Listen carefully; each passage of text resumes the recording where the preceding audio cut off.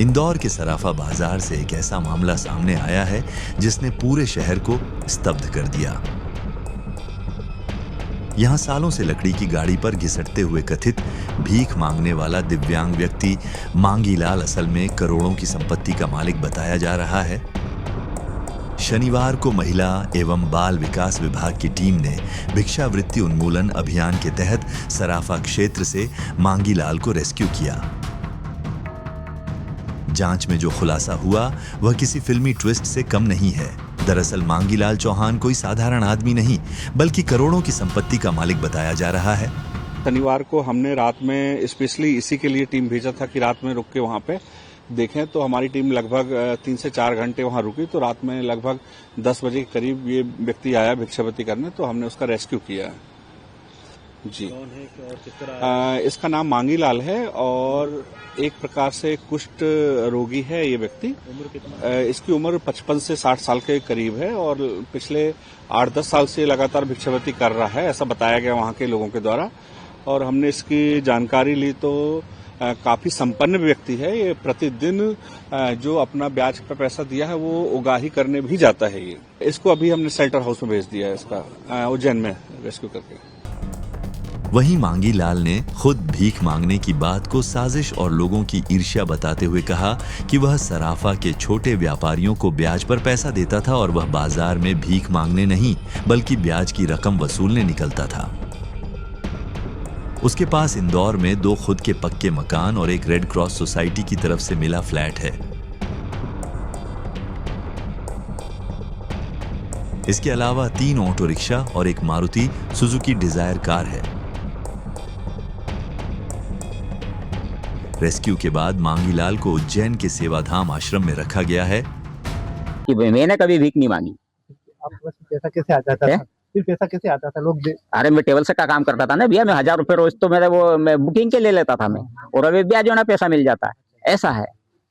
लोग वहाँ इंदौर वाले लोग तो ये भी बोलते हैं कि सराफ में आते थे तो लोग वैसे ही दे देते थे। नहीं, झूठ बोलते वो क्या, जिसको अभी आपने पैसे मांगे, आपने मांगा कि आपको 10,000 रुपए, मैं मेरी ऐसी हालत में 10 तो दूंगा नहीं, 2 दूंगा, तो वो क्या जलन के मारे इन लोग करते हैं ऐसा कि जिसको नहीं दिया पैसा तो वो बोलते कि वही लोगों ने वो छपवाया मेरा, ऐसा ही है। ऐसा एक मांग लिया था मेरे से 50,000 रुपए, मैंने नहीं दिए। ऐसे बहुत सारे मांगते कि हमको भी दे दो, तो भैया मैंने 2,000 रुपए ले ले, 2,000 रुपए देता हूँ और बेच के दे देना पैसे हाथ के हाथ। आज दे तो रोज की रोज तो मेरा लेना है, तो इसलिए नहीं दे लेते थे। और जिसको करना है 1-1, 2-2 हजार का धंधा वो लेता था। शनिवार को मैं जा रहा था बस उगाने, बस जा ही रहा रात को 10 बजे।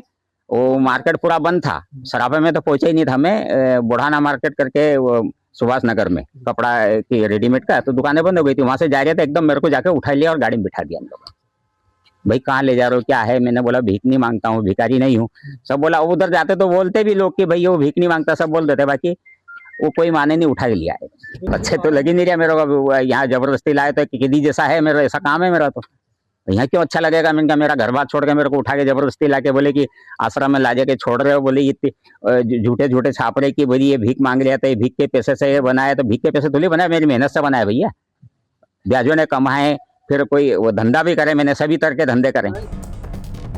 इसी बीच इस पूरे मामले में मांगीलाल के भतीजे भीम सिंह चौहान का बयान आया है, जिसमें उन्होंने मांगीलाल के नाम पर कुछ भी न होने, ऑटो रिक्शा उनके खुद के नाम पर और कार बहन के नाम पर होने का जिक्र किया।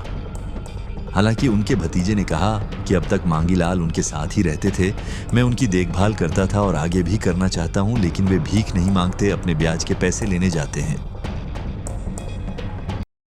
उनके नाम पे फिलहाल में कुछ भी नहीं है। ये मकान और जो मकान बता रही है, ये मकान जैसे ये 3 मंजिला मकान बताया गया है, ये मकान मेरा है, मेरी मम्मी के नाम पे है, रजिस्ट्री है, और उस पर लोन लेके मैंने मकान बनाया है। किस्त में पूरी मैं भरता हूँ और इसका रिकॉर्ड वगैरह सब डॉक्यूमेंट में सब दे सकता हूँ। सालों का जो भी रिकॉर्ड है इसका पैसे का, वो कागज सब दे सकता हूँ मैं इस मकान का। मैं 3 ऑटो रिक्शा है, तो 2 ऑटो रिक्शा मेरे नाम पे है, मेरे खुद के ही है। मैं उसका सबूत दे सकता हूँ, मैं खुद के नाम पे मेरी गाड़ी है, उसकी मैं किस्त भरता हूँ 5। एक गाड़ी की किस्त मैंने 7 भर दी है, एक गाड़ी की किस्त 5 भर दी है। वो मेरे नाम पे गाड़ी है, रजिस्ट्रेशन मेरे नाम पे, और रजिस्ट्रेशन के ऊपर मतलब वो रहता ना, क्या बोलते हैं, हाँ ऑटो नंबर रहता वो तो ठीक है, वो क्या बोलते फाइनेंस करा हुआ वो लिखा हुआ है, तो वो चीज़ मेरी है। दूसरी बात, कार मेरी बहन की है, उसके ससुर के नाम पे गाड़ी है, और वो किस्त नहीं भर पा रहे थे तो उन्होंने मुझे गाड़ी दे दी थी कि भैया ये गाड़ी तुम किस्त में नहीं भर पाऊंगी तो तुम ये गाड़ी नीलामी में चली जाएगी, तो भैया तू गाड़ी रख ले याली, तो तू किस्त भर देना, गाड़ी तुम ही आगे जाके रख लेना, तेरी इच्छा हो तो आगे जाके पैसे मुझे दे देना, नहीं तो कोई बात नहीं। उनकी सेवा मैं करता हूँ, मेरे साथ में रहते हैं।